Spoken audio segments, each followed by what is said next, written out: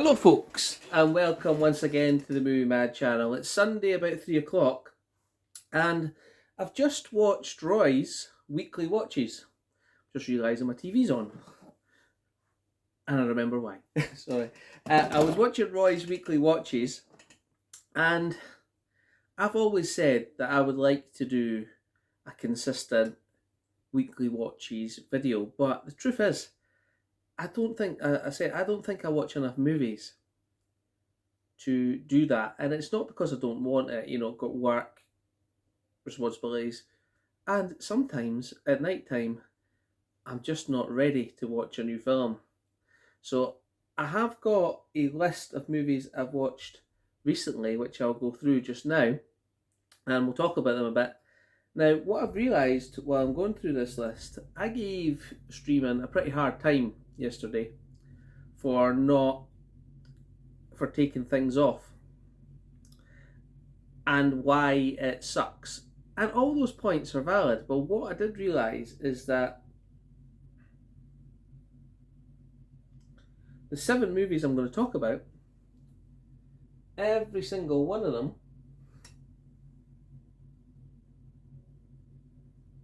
no, not every single one of them, but quite a lot of them I don't own.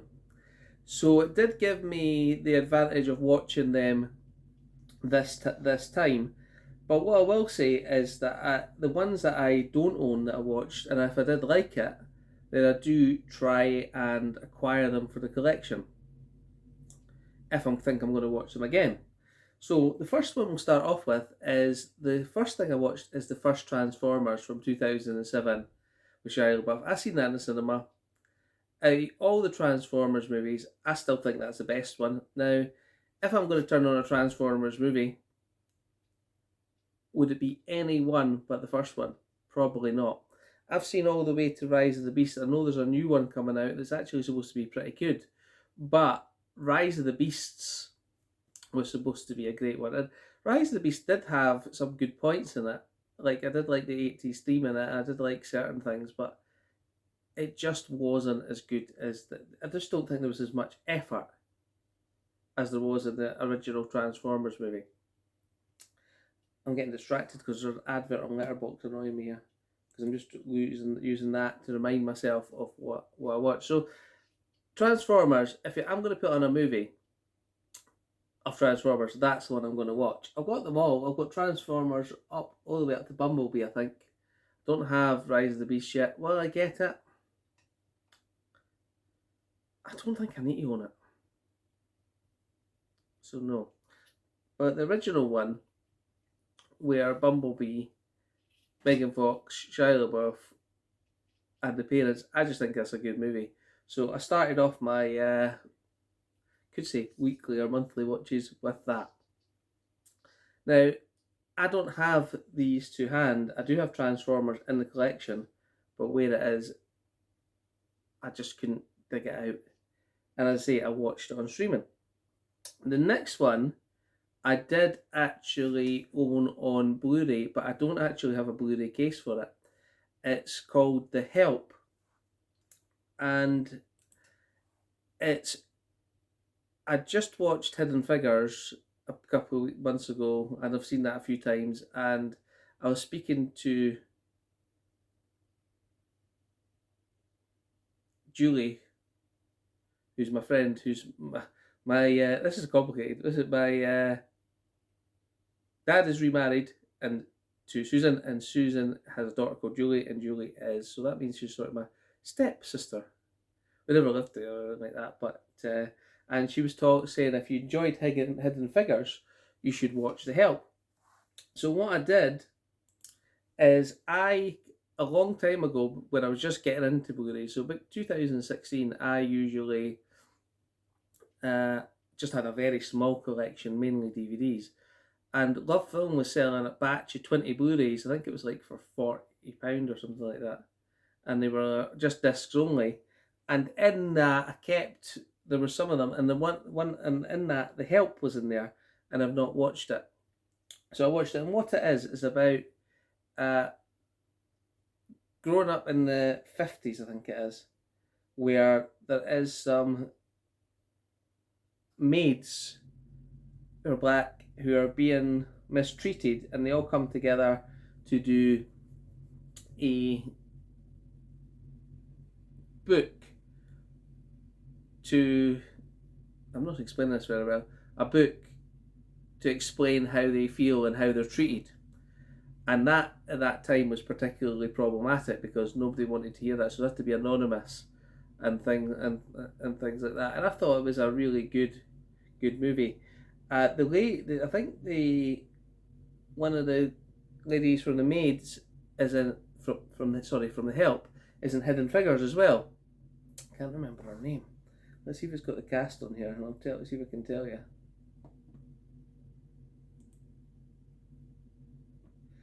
It's not Viola Davis. Let me just go back.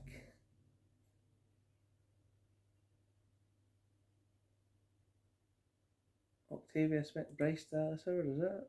No.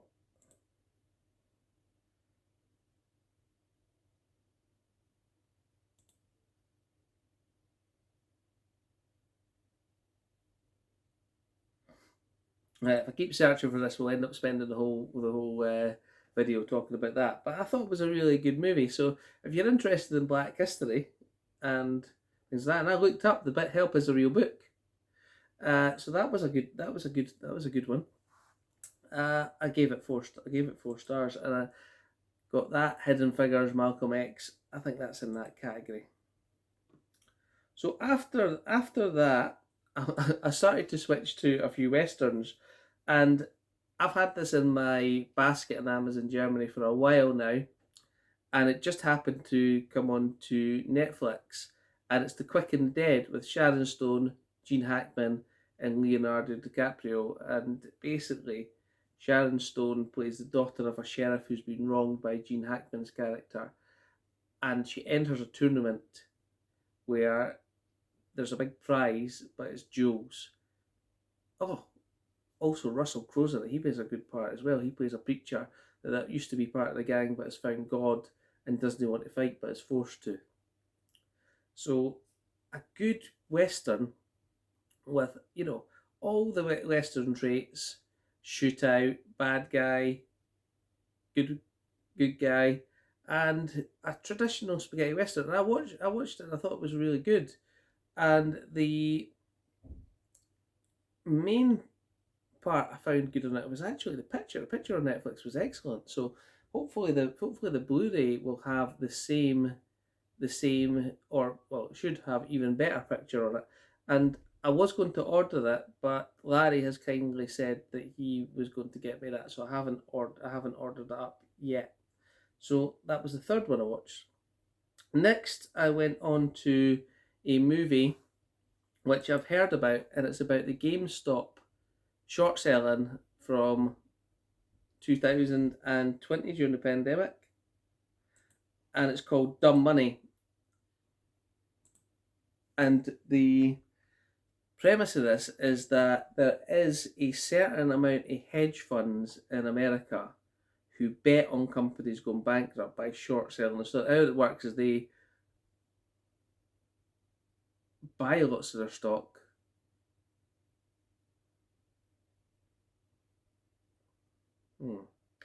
at a low price, and they sell it. I didn't quite understand how it works, to be honest, with short selling. But there's a way that if that company fails, they can make money. They can make money on it. And there was one YouTuber who was doing some investing, and he was buying GameStop, and he went on his YouTube stream and says, "I just like the stock, and these 3 reasons why."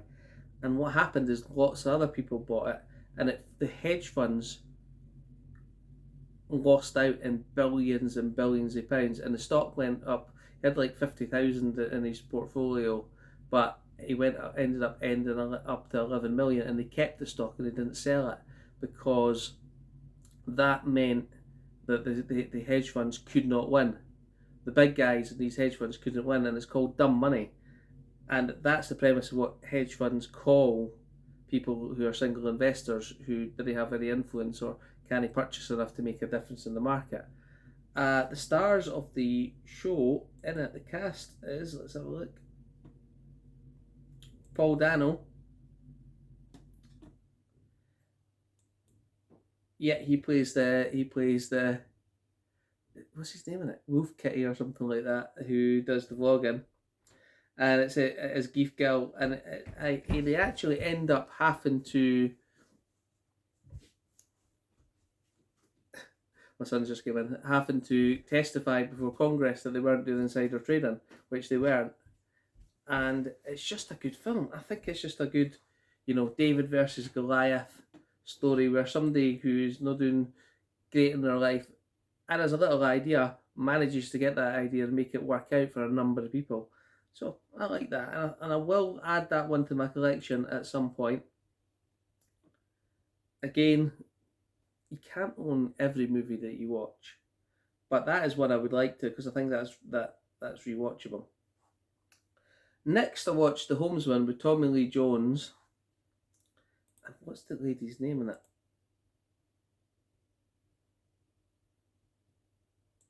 Let's have a look.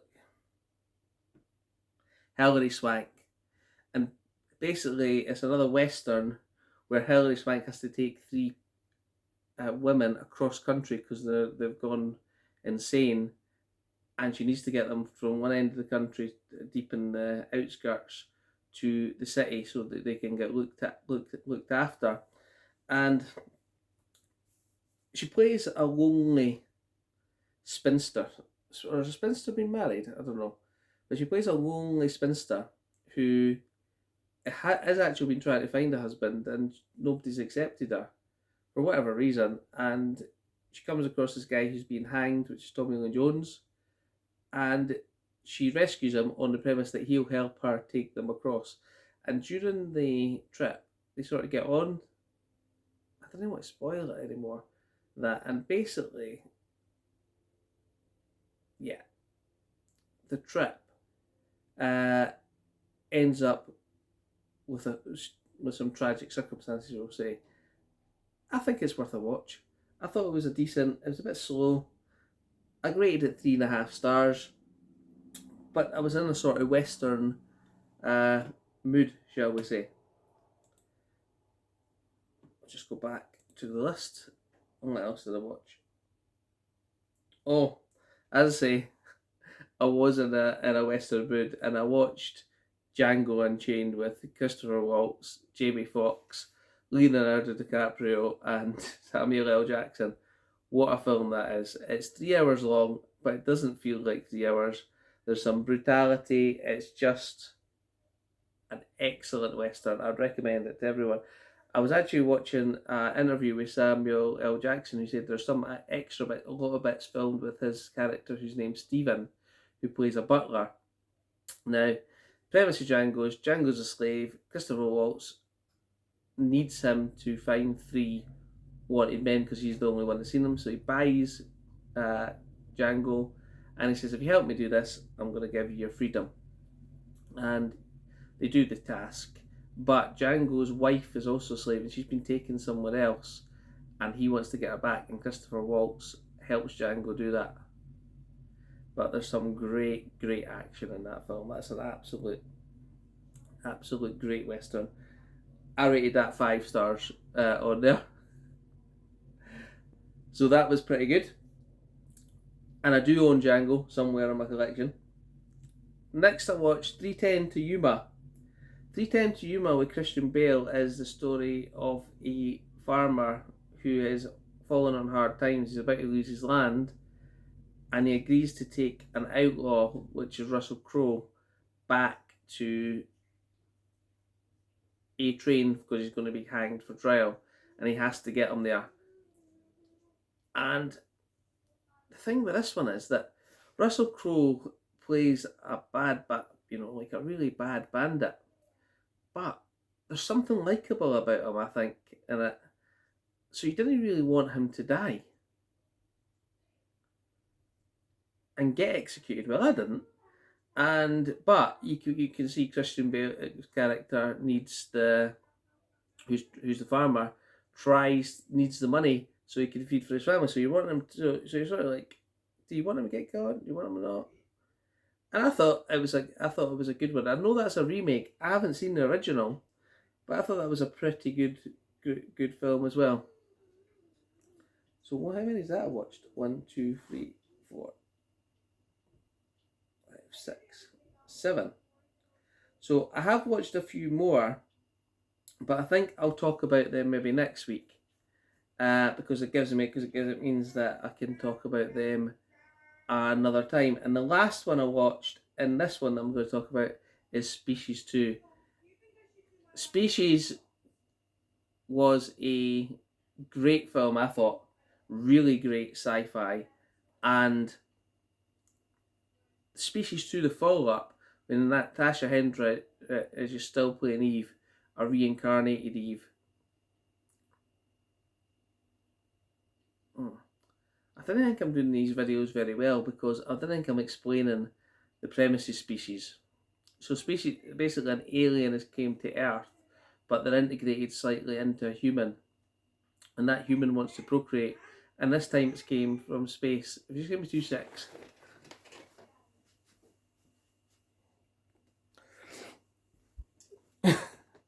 Sorry, my son was getting too loud on his computer game there and I could hear him distracting me. So, Species. I don't have Species 2, but I've got Species 1, and Species 2 is the follow-up to that.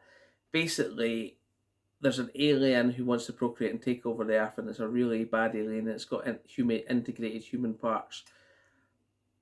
And this alien has actually came from space this time, and Eve can detect it, the part human they've reintegrated, and basically they've got to capture him before he destroys the Earth.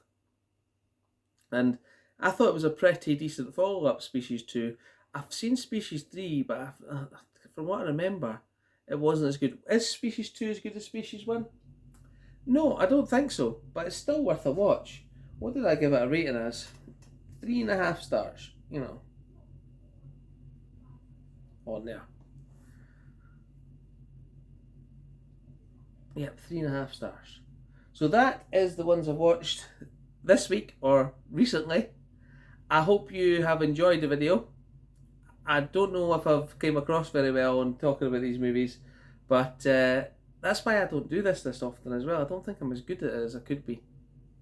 But let me know what you think. Let me know what your thoughts on these movies are, and if you've enjoyed them or you've got any thoughts on them, then let me know. Thanks very much, guys. I'll catch you later.